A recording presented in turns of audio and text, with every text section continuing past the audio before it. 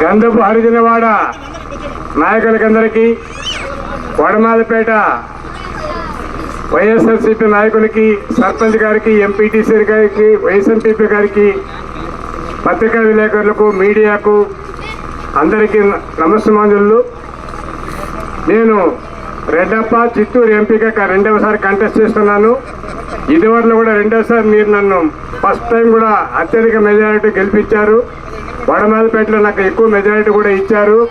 మీకు అందరికీ నమస్కారాలు తెలియజేసుకుంటూ, మన ప్రీతమ నాయకురాలు మంత్రి గారు శ్రీ రోజమ్మ గారు ఈసారి మళ్ళీ ఎమ్మెల్యేగా నగిరి నియోజకవర్గం నిలబడుతున్నారు కాబట్టి ఈమెను గురించి తెలియని వారు ఆంధ్ర రాష్ట్రంలో ఎవరూ లేరు. జగనన్నకు అత్యంత సన్నిహితంగా తోబుట్టుగా ఉంటూ అనేక ఉద్యమాల్లో సుమారు 30 సంవత్సరాలుగా పనిచేసి కష్టపడి మంచి గుర్తింపు తెచ్చుకున్న మహిళా నాయకురాలు ఈ రాష్ట్రంలో ఎవరో ఉన్నట్టు ఒక్క రోజమ్మకే ఆ ఘనత తగ్గుతుంది. అదేవిధంగా ఈసారి మంత్రివర్యుడిగా జగన్మోహన్ గారు మంత్రి పదవి ఇచ్చారు.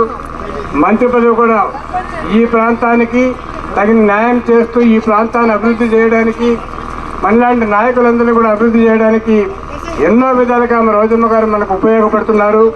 నన్ను కూడా చాలా అభిమానించి బాగా చూసుకుంటున్నారు. దయచేసి మనమందరూ కూడా ఈసారి మళ్ళీ ముఖ్యమంత్రి జగన్మోహన్ రెడ్డి కావాలనుకుంటే మీ పవిత్రమైన 2 ఓట్లు కూడా ఒక్కటి రోజమ్మ గారికి, రెండవది నాకు ఫ్యాన్ గుర్తు పైన ముద్రించి అఖండ మెజారిటీలో గెలిపించాలనేసి మీకు అందరికీ పాదాబంధం చేస్తూ తెలియజేసుకుంటున్నాను. ఈ దేశంలో జగన్మోహన్ రెడ్డి గారిని మించిన ముఖ్యమంత్రి ఎవరూ లేరు. ఈ రాష్ట్రంలో ప్రవేశపెట్టిన పథకాలు, అదేవిధంగా అభివృద్ధి పథకాలు కానీ ఏ రాష్ట్రంలో ఏ ముఖ్యమంత్రి కూడా ఇంతవరకు పెట్టలేదు.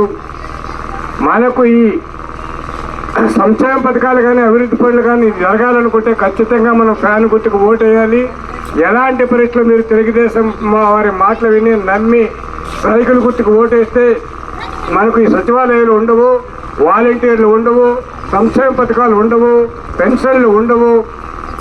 ఎలాంటి సౌకర్యాలు లేకుండా వాళ్ళు మళ్ళీ జన్మభూమి తెచ్చుకునేసి మన ఇప్పుడు కట్టిండే సచివాలయాలు కానీ ఆర్కేబీలు కానీ మూసేస్తారు. కాబట్టి దయచేసి తెలుగుదేశం వాళ్ళ మాటలు నమ్మకండి, రోజమ్మ గారిని నమ్మండి, మమ్మల్ని నమ్మండి, జగన్మోహన్ గారిని నమ్మండి.